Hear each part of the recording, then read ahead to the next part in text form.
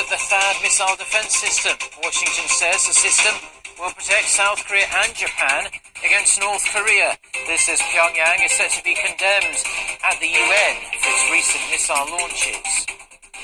The Trump administration says it's putting the world on notice that improper trade games are over with, as it hits Chinese tech company ZTE with a huge fine for selling US technology to North Korea and Iran. Plus, a YouTube video emerges of the son of Kim Jong-nam, the murdered half-brother of North Korean leader Kim Jong-un. Kim Han-sol says he and his family are being protected at an undisclosed location. Stay tuned for these stories and more.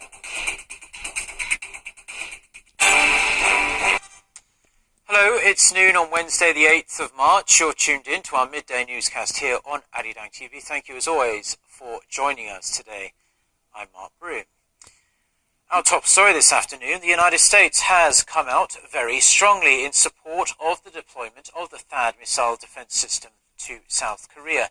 Washington insists THAAD is only being deployed to South Korea to protect the nation from North Korea. This comes as President Trump's top diplomat is due in Seoul next week for talks on Pyongyang's growing nuclear and missile threats. Oh Jung-hee starts us off. The United States has reaffirmed that Seoul and Washington will stand firmly by their plans for the installment of the U.S. missile defense system THAAD. White House Press Secretary Sean Spicer said Tuesday that the U.S. understands China's concerns in regards to the THAAD deployment, but he emphasized that it's a national security issue for South Korea and Japan. We stand shoulder to shoulder with Japan and South Korea in doing what we can to protect that region in particular from an attack from North Korea, but we obviously understand the concerns of China, but this is a national security issue. On a related note, the U.S. State Department also said the THAAD deployment is only a countermeasure to North Korea's continued provocations that threaten the stability of not only the Korean Peninsula, but the region and the U.S. The reason we're pursuing this implementation or deployment of THAAD with South Korea is because of North Korea's continued, for lack of a better term, bad behavior. We've been very clear in our conversations with China that this is not meant to be a threat and is not a threat to them or any other power in the region. The firm announcements came after South Korea and the U.S. began the process of deploying THAAD in South Korea on Tuesday.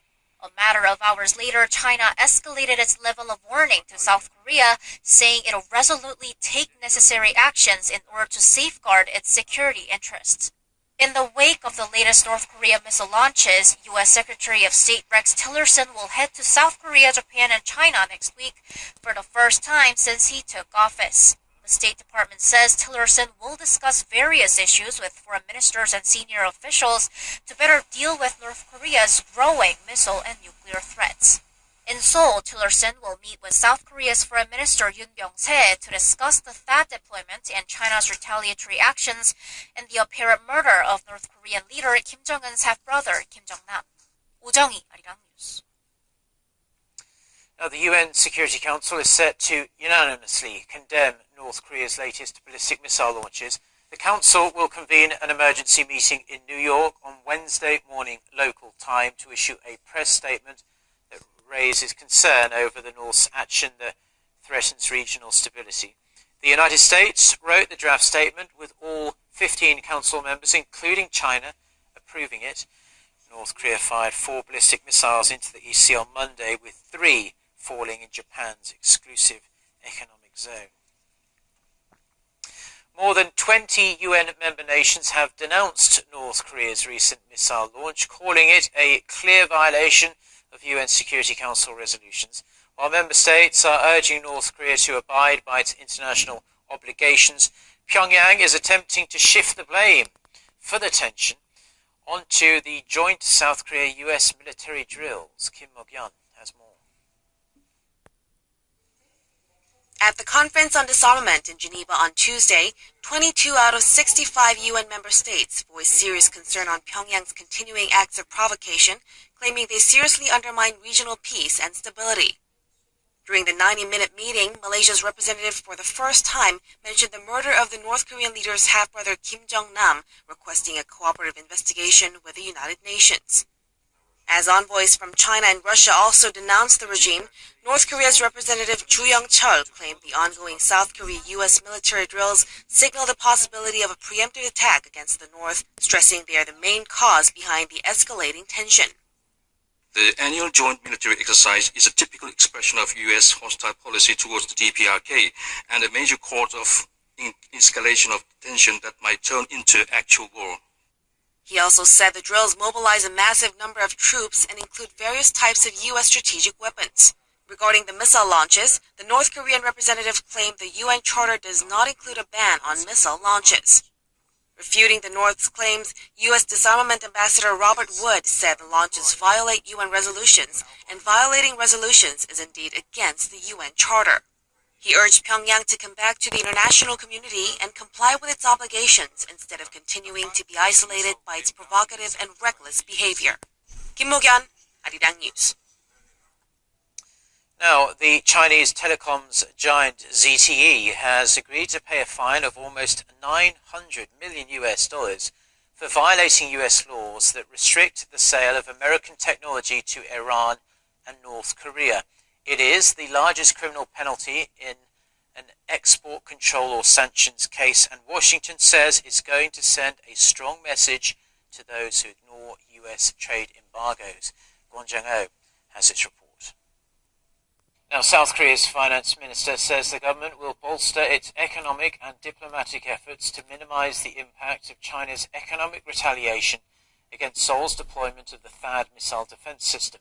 During an economy-related ministers' meeting on Wednesday, Yoo Il-ho said he is closely monitoring the impact on trade and financial markets, and that the government will act swiftly and firmly to stabilize markets and support related industries if necessary. He went on to say that economic uncertainties have heightened due to sluggish domestic consumption and an anticipated US rate hike. Now, South Korea and the United States continue to lay the groundwork for the THAAD missile defense system. China is getting more creative with its unofficial economic retaliation against the South, and the country's retail giant, Lotte Group, EG1, has more. China's apparent retaliation against South Korea's deployment of the THAAD missile defense system is escalating by the day. On Tuesday, after Seoul and Washington announced they had begun deployment of the THAAD battery, Korea's largest Twitter matching website was attacked by a distributed denial of service attack, which freezes the site by creating overwhelming traffic. The site also displayed the logo of the Panda Intelligence Bureau, a group of Chinese hackers, and showed vulgar language against the THAAD battery. The group and other Chinese hackers have been attacking Korean websites since late last month, including that of Lotte Duty Free, whose website was frozen for 3 hours on Thursday. In response, the Korea Internet and Security Agency has tightened its monitoring of known Chinese hacking groups and increased their workforce by tenfold. Meanwhile, Chinese news outlets have been accused of publishing fake news. Photos and videos of Korean people protesting against President Park Geun-hye's impeachment have emerged. In the images, protesters are seen holding the American flag as a way to imply that Koreans are protesting against China. A recent story run by China's state-run Global Times Daily carried what it said was an interview with Lotte Group chair Shin Dong-bin. In it, Shin reportedly says the Chinese are profiteers and will buy Lotte products again when prices are lowered. Lotte Group made a statement in which it said that the interview was a fabrication and what the newspaper did was absurd because it hadn't had an interview with a Chinese media outlet. However, the story has been circulating on Chinese social media sites, and reports say that many still believe the story is true. 이지원, Arirang News.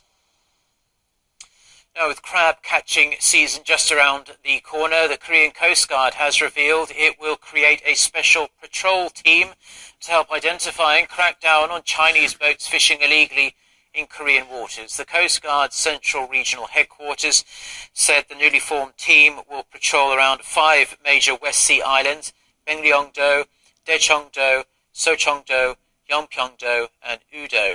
The team includes 3 heavy patrol vessels, which are also equipped with 20 to 40 millimeter Vulcan cannons, as well as smaller sized vessels that will also be equipped with firearms. The Coast Guard explained that while preservation of human life is a top priority, the crews will defend themselves if attacked.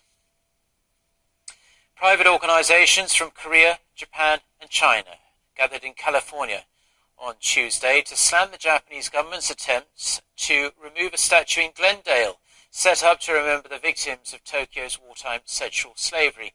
This comes as Japan recently asked the US Supreme Court for the removal, and as Tokyo works to foil the installation of another statue in Atlanta. The Japanese government argues that the statue is not in line with the terms of US-Japan foreign policy. The organizations are urging Japan to put an immediate stop to its attempts, saying the government is in denial of Japan's history of militarized sexual slavery. They added that Japan has already lost its lawsuits in the US and called its recent move a shameless decision. Now, a YouTube video has emerged of the son of Kim Jong-nam, the murdered half-brother of North Korean leader Kim Jong-un. Kim Han-sol says him and his family are being protected at an undisclosed location. Oh Hang-o-jun has its report.